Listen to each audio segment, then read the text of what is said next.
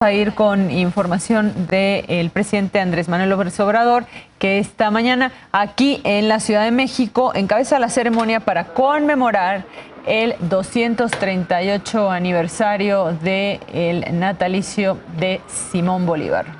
Vamos a escuchar y a ver lo que allá sucede.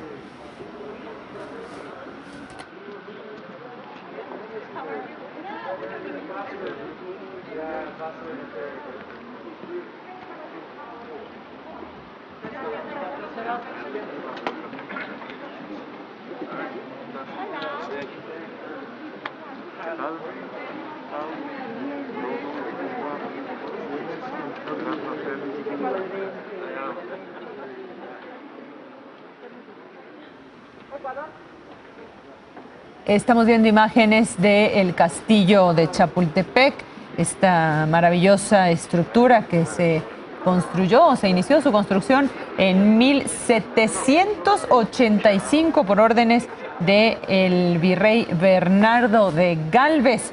Está, como sabe, si usted es capitalino y probablemente seguro hasta lo conoce, está en la primera sección del bosque de Chapultepec, tiene 11.8 hectáreas de terreno. Realmente es un edificio fabuloso con una vista maravillosa de la Ciudad de México. Vamos a escuchar un poco de lo que sucede constitucional de los Estados Unidos mexicanos y comandante supremo de las Fuerzas Armadas.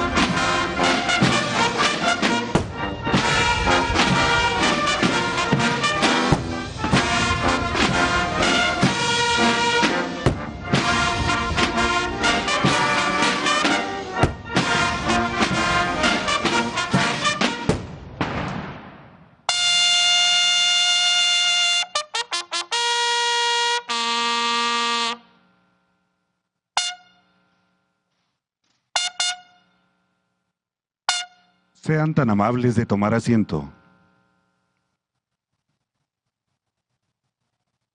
Preside esta ceremonia conmemorativa al natalicio de Simón Bolívar, el Libertador, el presidente de los Estados Unidos mexicanos, licenciado Andrés Manuel López Obrador.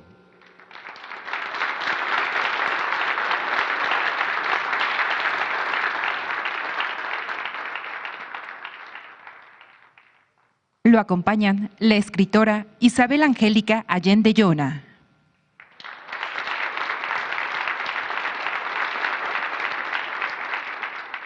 doctora Beatriz Gutiérrez Müller, esposa del presidente de México.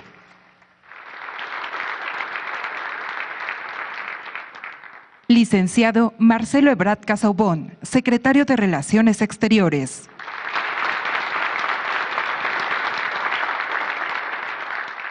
Doctora Claudia Sheinbaum Pardo, jefa de gobierno de la Ciudad de México.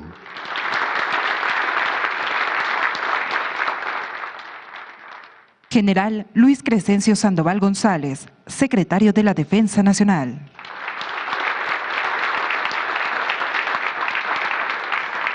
Almirante José Rafael Ojea Durán, secretario de Marina.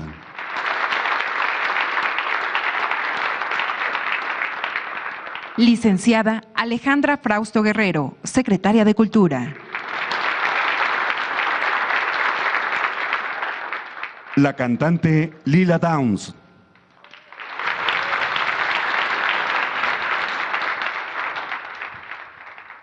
Maestro Zoe Alejandro Robledo Aburto, presidente de la Comisión Presidencial de Hechos, Procesos y Personajes Históricos de México. Y licenciado Abraham Borden Camacho. Muy bien, vamos al castillo de Chapultepec, donde el presidente Andrés Manuel López Obrador encabeza esta ceremonia para conmemorar el aniversario del natalicio del venezolano Simón Bolívar. Vamos a escuchar lo que allá sucede.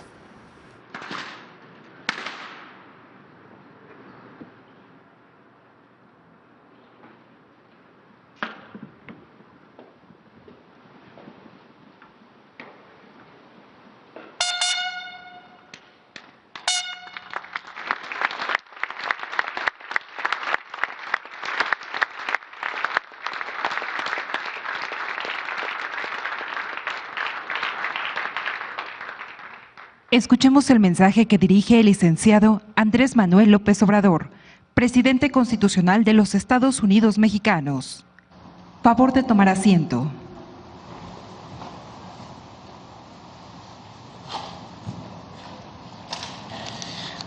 Respetables cancilleres y representantes de países hermanos de nuestra América, agradezco la presencia de Isabel Allende, gran escritora chilena que nos acompaña en este acto para homenajear al libertador Simón Bolívar, recrear su proyecto de unidad entre los pueblos de América Latina y el Caribe y apoyarnos en la historia para enfrentar mejor el presente y el porvenir. Amigas y amigos todos, nacido en 1783, exactamente 30 años después que Miguel Hidalgo, Simón Bolívar decidió desde muy joven luchar por causas grandes, nobles y justas, como el propio Hidalgo y como José María Morelos y Pavón, los padres de nuestra patria. El libertador Bolívar reunía virtudes excepcionales. Simón Bolívar es un vivo ejemplo de cómo una buena formación humanista puede sobreponerse a la indiferencia o a la comodidad de quienes provienen de cuna fina. Bolívar pertenecía a una familia acomodada de hacendados, pero desde niño fue educado por Simón Rodríguez, un pedagogo y reformador social que lo acompañó en su formación hasta que alcanzó un elevado grado de madurez intelectual y de conciencia. En 1805, con apenas 22 años, en el Monte Sacro de Roma, jura en presencia de su maestro y tocayo no dar descanso a su brazo ni reposo a su alma hasta que haya logrado libertar al mundo hispanoamericano de la tutela española.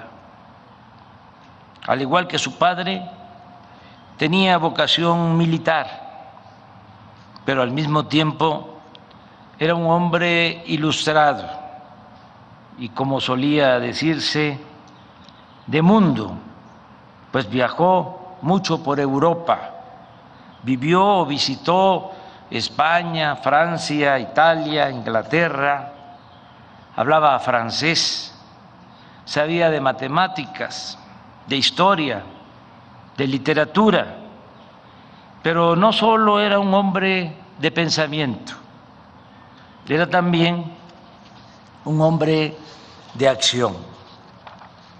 Conocía el arte de la guerra y era al mismo tiempo un político con vocación y voluntad transformadora.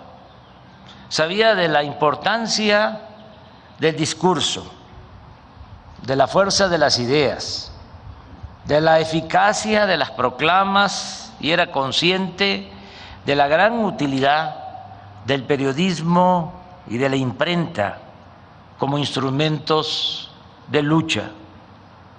Conocía el efecto que causaba la promulgación de leyes en beneficio del pueblo y sobre todo valoraba la importancia de no rendirse, de la perseverancia y de no perder nunca la fe en el triunfo de la causa por la que se lucha en bien de los demás. En 1811, Bolívar se incorpora al ejército anticonstitucionalista, anticolonialista, bajo las órdenes de Francisco de Miranda, precursor del movimiento independentista. Poco después, ante titubeos de este militar, Bolívar toma el mando de las tropas y en 1813 inicia la liberación de Venezuela. Poco antes, como escribe Manuel Pérez Vila, uno de sus biógrafos, los pueblos lo empezaron a llamar Libertador, título que le confieren solemnemente en octubre de 1813 la municipalidad y el pueblo de Caracas, y con el cual habría de pasar a la historia. En su lucha incansable por los caminos y los mares de América, se entrelazan triunfos y derrotas. Su campaña militar lo lleva a refugiarse en Jamaica y en Haití. De este pueblo, de Haití, y de su gobierno, recibe en 2 ocasiones apoyo para sus campañas, algo verdaderamente excepcional y un ejemplo de solidaridad y hermandad latinoamericana. En 1819 entra triunfante a Bogotá y poco después se expide la ley fundamental de la República de Colombia. Este gran estado, la Gran Colombia, creación del Libertador, comprendía las actuales repúblicas de Venezuela, Colombia, Ecuador y Panamá. No todo fue fácil en su lucha. Perdió batallas, enfrentó traiciones y, como en todo movimiento transformador o revolucionario, aparecieron las divisiones internas que pueden llegar a ser hasta más dañinas que las contiendas contra los verdaderos adversarios. En la lucha para liberar a los pueblos de nuestra América, Bolívar contó con el gran apoyo del general Antonio José de Sucre y en 1822 se encontró en Guayaquil, Ecuador, con el general José de San Martín, otro ilustre titán de la independencia sudamericana. En ese entonces se constituyó la República Bolívar, hoy Bolivia, y se consuma la independencia de Perú.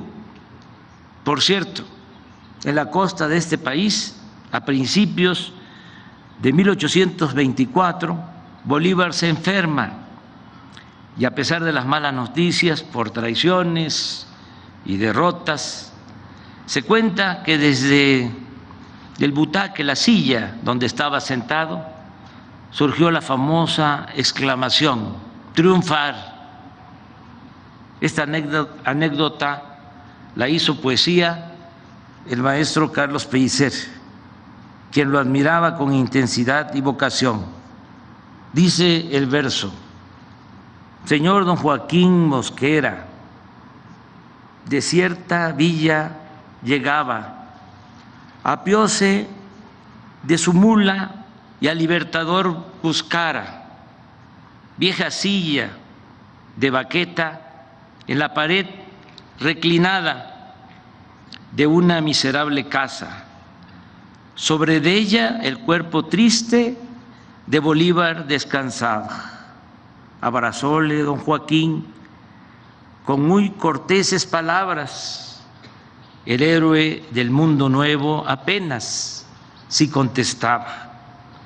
Luego que el señor Mosquera las penas enumerara, le preguntó a don Simón: ¿y ahora qué va usted a hacer? Triunfar. El Libertador respondió con loca fe, y fue sólido silencio de admiración y de espanto. Luego de este aciago momento, el Libertador vivió muchos otros de igual desdicha.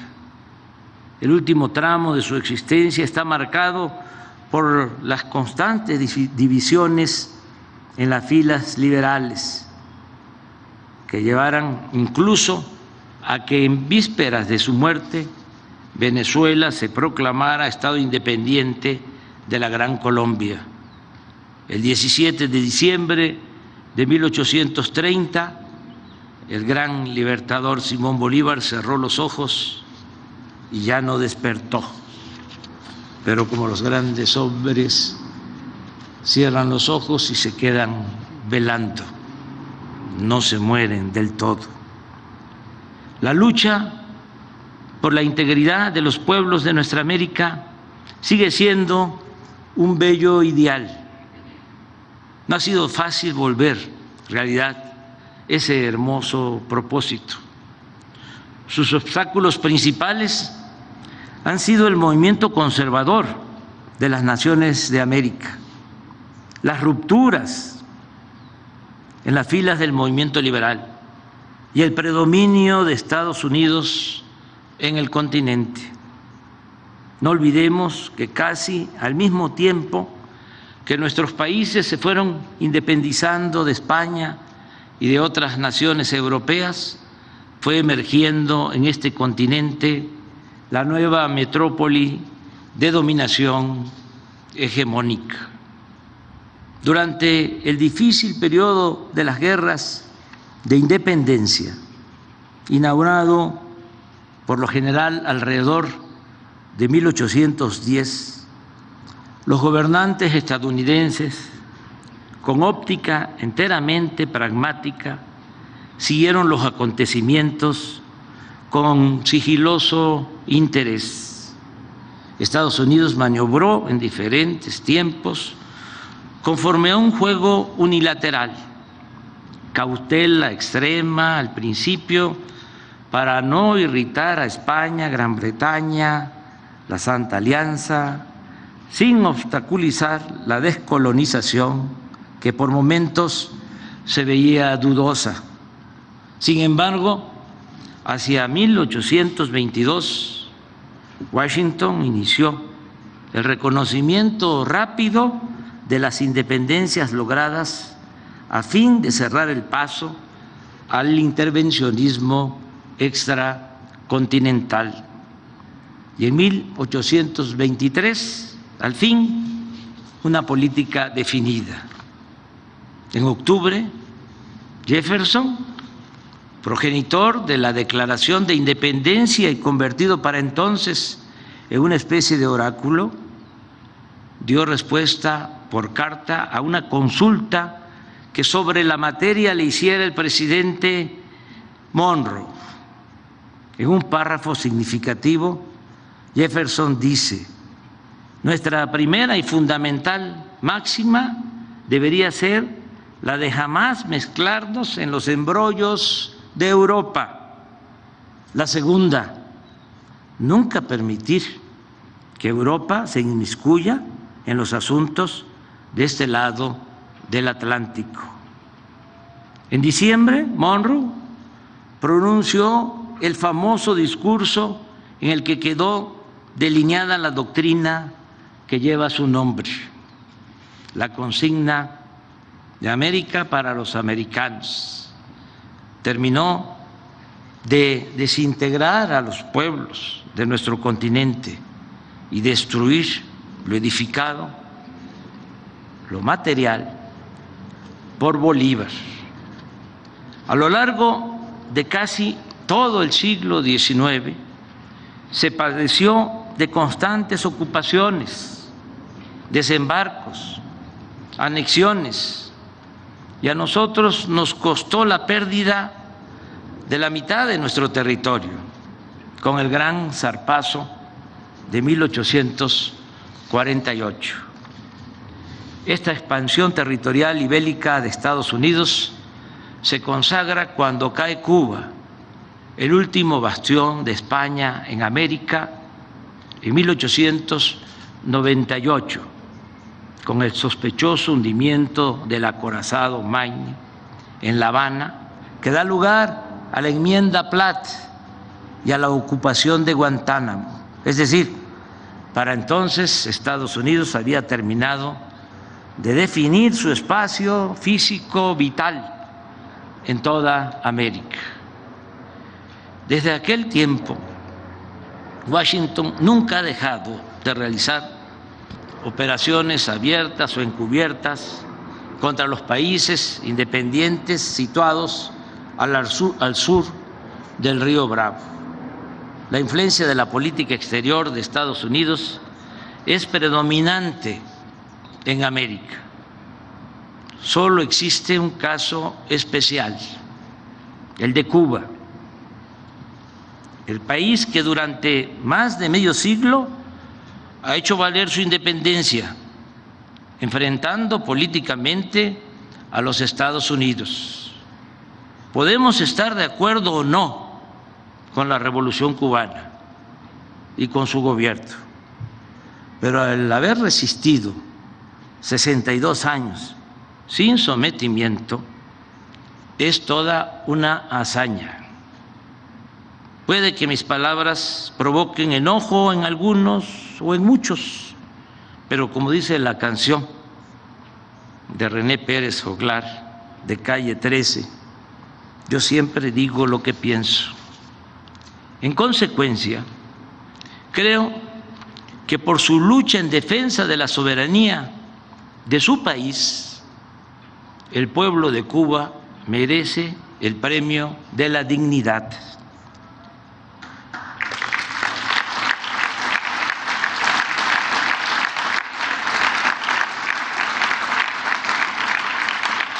Y esa isla debe ser considerada como la nueva Numancia por su ejemplo de resistencia.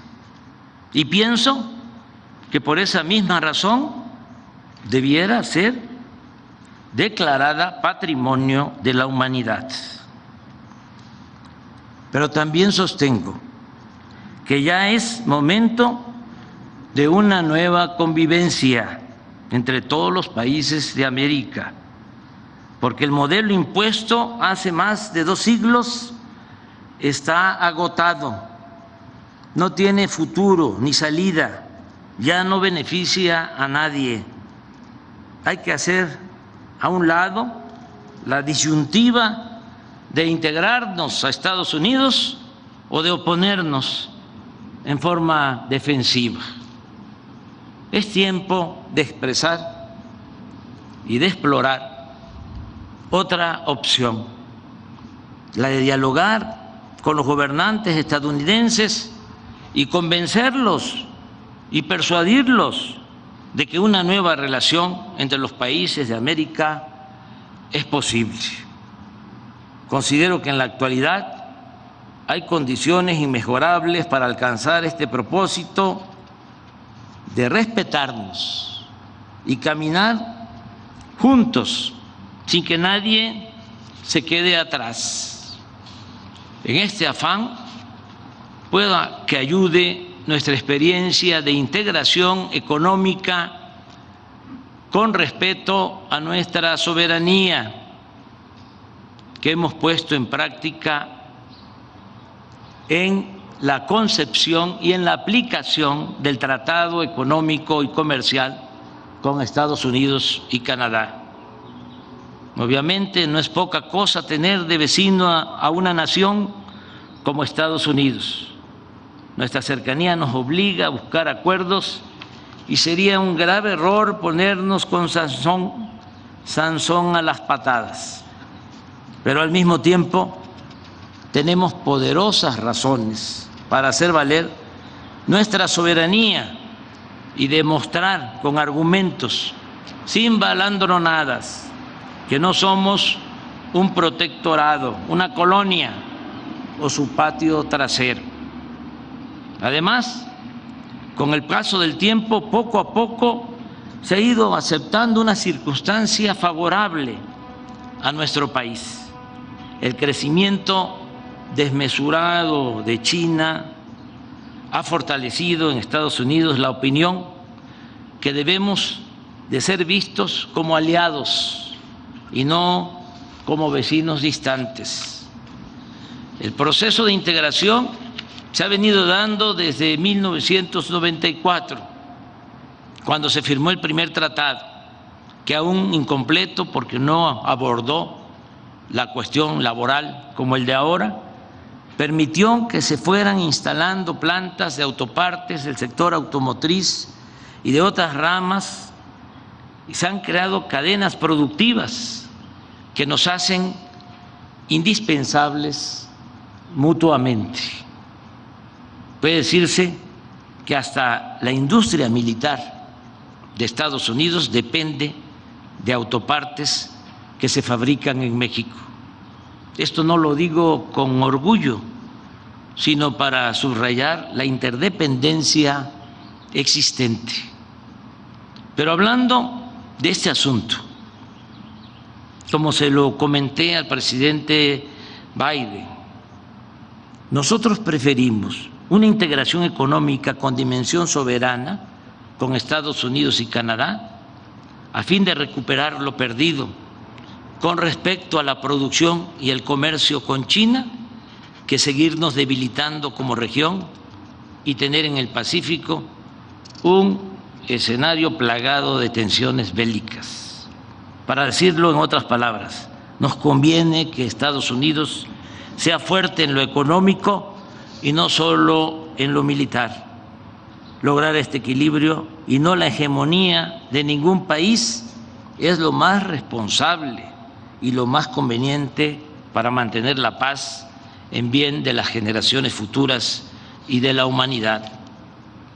Antes que nada, debemos ser realistas y aceptar, como lo planteé en el discurso que pronuncié en la Casa Blanca en julio del año pasado, que mientras China domina 12.2% del mercado de exportación y servicios a nivel mundial, Estados Unidos solo lo hace en 9.5%.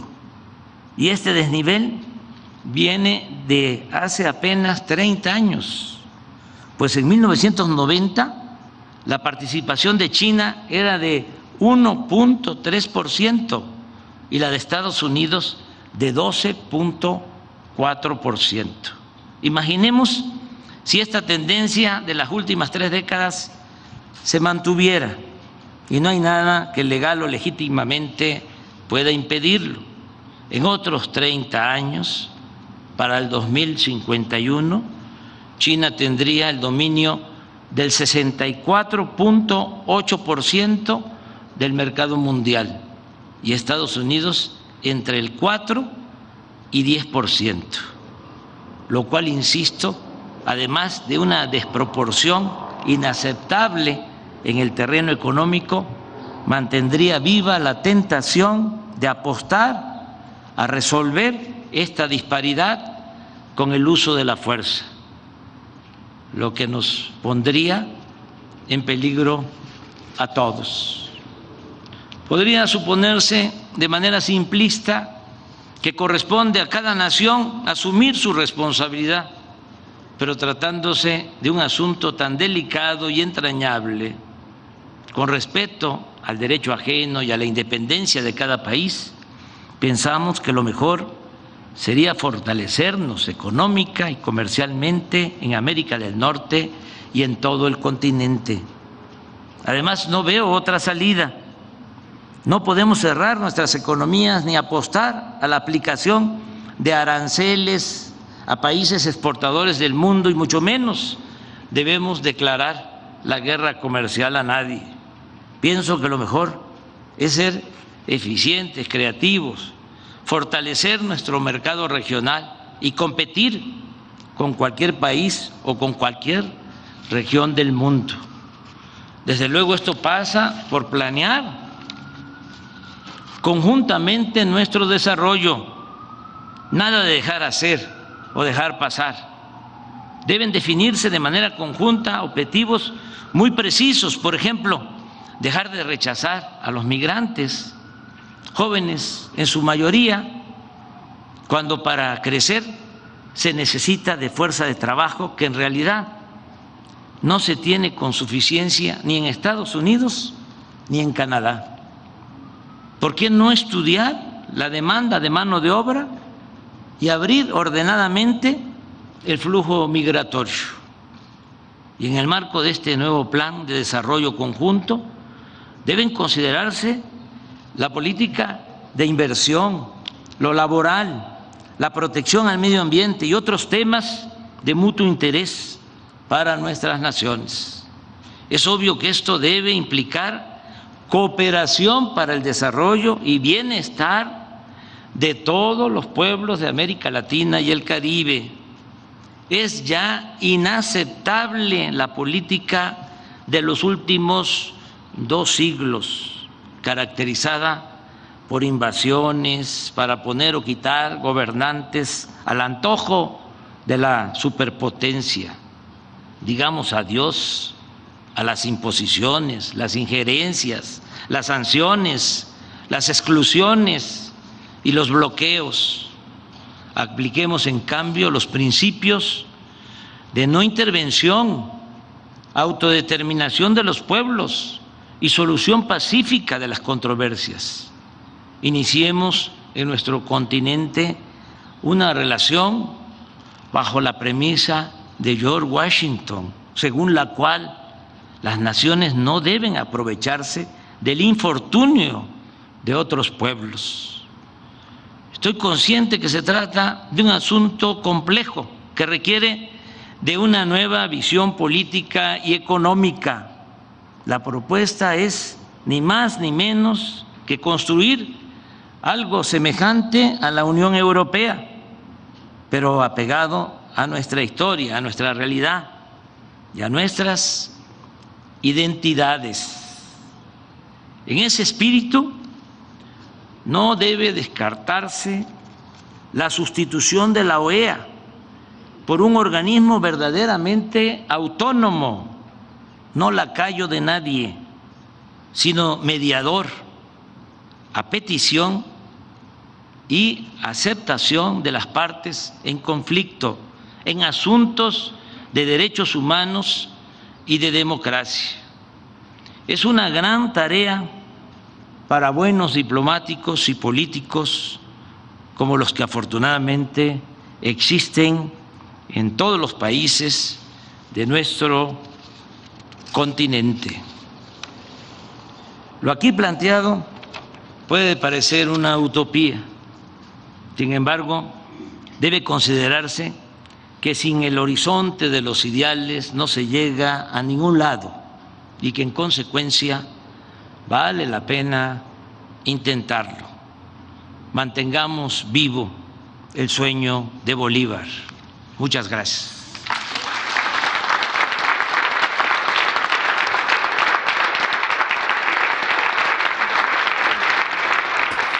Ese fue el discurso del presidente Andrés Manuel López Obrador desde el castillo de Chapultepec, donde lo acompañan, entre otros, el canciller Marcelo Ebrard y la jefa de gobierno de la Ciudad de México, Claudia Sheinbaum, en celebración del natalicio del libertador venezolano Simón Bolívar. Vámonos con